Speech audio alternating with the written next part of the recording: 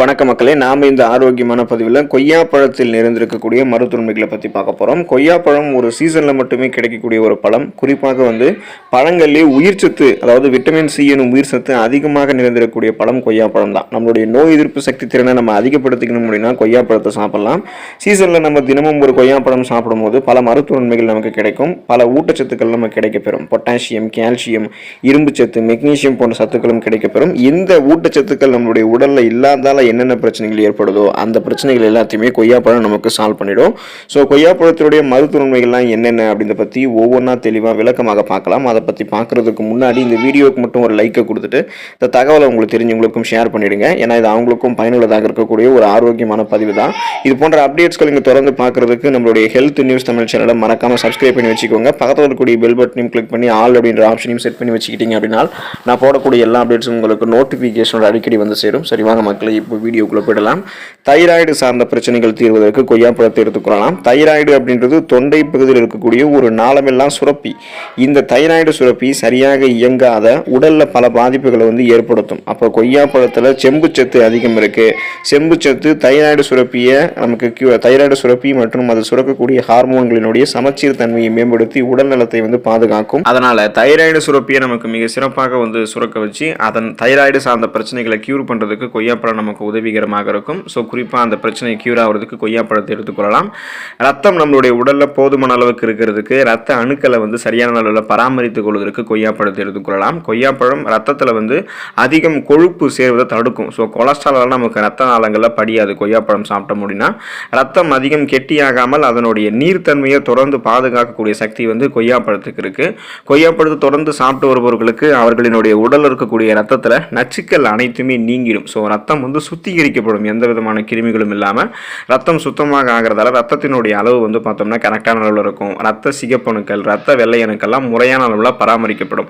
கொய்யாப்பழத்தில் vitamin C எனும் உயிர் சத்து இருக்கு. இந்த விட்டமின் சி எனும் உயிர் சத்து நம்மளது உடலில் இருக்கக்கூடிய நோய் எதிர்ப்பு சக்தியை நமக்கு மேம்படுத்தும். ஸோ அதனால் பலவிதமான நோய்களை நம்ம குணப்படுத்திக்கலாம். சீசனாக புதுசாக அட்டாக் ஆகக்கூடிய பாக்டீரியா, வைரஸ் போன்ற தொற்று வியாதிகளை எதிர்த்து போராடலாம். ரத்தமும் நமக்கு எந்த விதமான பிரச்சனையும் இல்லாமல் இருக்கும். நோய் எதிர்ப்பு சக்தியும் நமக்கு கொய்யாப்பழத்தை சாப்பிடும்போது அதிகரிக்கப்படும். புற்றுநோய் எதிர்ப்பு தன்மை பெறுவதற்கு கொய்யாப்பழத்தை எடுத்துக்கொள்ளலாம். புற்றுநோய்க்கு எதிராக கொய்யாப்பழம் சிறப்பாக செயல்படுகிறது அப்படின்றத மருத்துவ ஆய்வுகளை நமக்கு தெரிவிக்கிறாங்க. அப்போது ஃப்ரீ ரேடிக்கல்ஸ் என்று சொல்லக்கூடிய தீங்கு விளைவிக்கக்கூடிய செல் பரவலான புற்றுநோயை எதிர்த்து போராடக்கூடிய தன்மை பெறுவதற்கு கொய்யாப்பழத்தை எடுத்துக்கொள்ளலாம். கொய்யாப்பழத்தில் லைகோபின், குவெர்சரின் போன்ற வேதிப்பொருட்கள் அதிகம் நிறைந்திருக்கு.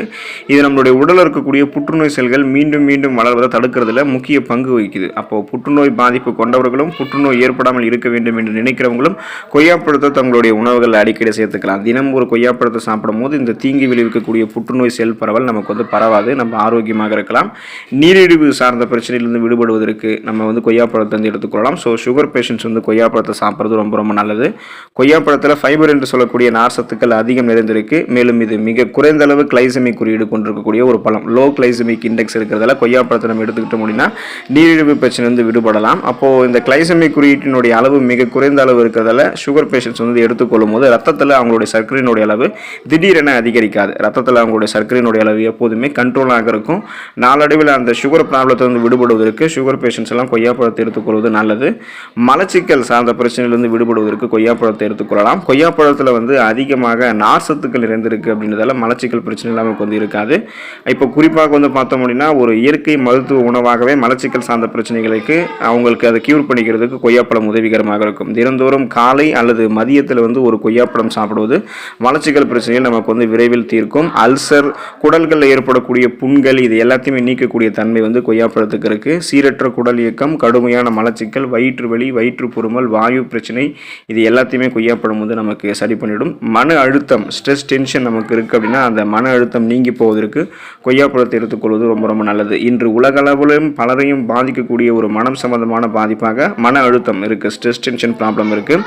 ஸோ அவங்களுக்கு மெக்னீசியம் சத்து ரொம்ப ரொம்ப அவசியம். கொய்யாப்பழத்தை அவங்க எடுத்துக்கிட்டாங்க அப்படின்னா மெக்னீசியம் தாது அவங்களுக்கு கிடைக்க ஆரம்பிக்கும். இது உடலில் நரம்புகள் மற்றும் தசைகளுக்கு ஓய்வளிக்கக்கூடிய ஆற்றல் கொடுக்கும். அப்போ மூளையினுடைய செல்களையும் புத்துணர்ச்சி அடைய செய்யக்கூடிய தன்மை கொய்யாப்பழத்துக்கு இருக்கு.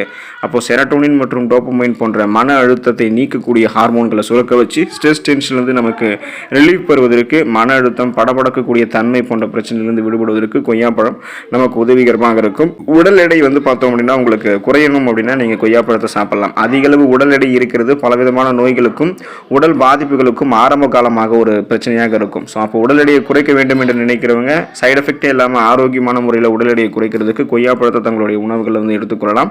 கொய்யாப்பழத்தில் இருக்கக்கூடிய நார் சத்து உங்களுடைய பசி உணர்வை கட்டுப்படுத்தி ஏற்கனவே உங்களுடைய உடலில் தேங்கி இருக்கக்கூடிய கொழுப்புகளையும் குறைத்து நீங்கள் எதிர்பார்க்கக்கூடிய அளவுக்கு உங்களுடைய உடல் எடையை கொய்யாப்பழம் உங்களுக்கு குறைத்து தரும். ஸோ கொய்யாப்பழத்தை எடுத்துக்கொள்ளும் போது இந்த நன்மைகள்லாம் உங்களுக்கு வந்து கிடைக்க ஆரம்பிக்கும். அதனால் நீங்கள் அளவுக்கு அதிகமாக வந்து சாப்பிடக்கூடாது, அளவோடு தான் சாப்பிடணும். கொய்யாப்பழம் கிடைக்கக்கூடிய சீசன்லேயே நீங்கள் அந்த கொய்யாப்பழத்தையோ கொய்யாப்பழத்தினுடைய இலைகளை வந்து டீ போட்டு குடிக்கும் போது கூட உங்களுக்கு நல்லது தான். கொய்யாப்பழம் அந்த சீசனில் கிடைக்கும் போது தினமும் ஒரு கொய்யாப்பழம் அப்படின்னு சொல்லக்கூடிய அளவில் சாப்பிட்டு நலமோடு இருங்க. அடுத்த ஆரோக்கியமான பதிவில் மறக்காமல் சந்திப்போம். நன்றி மக்களே.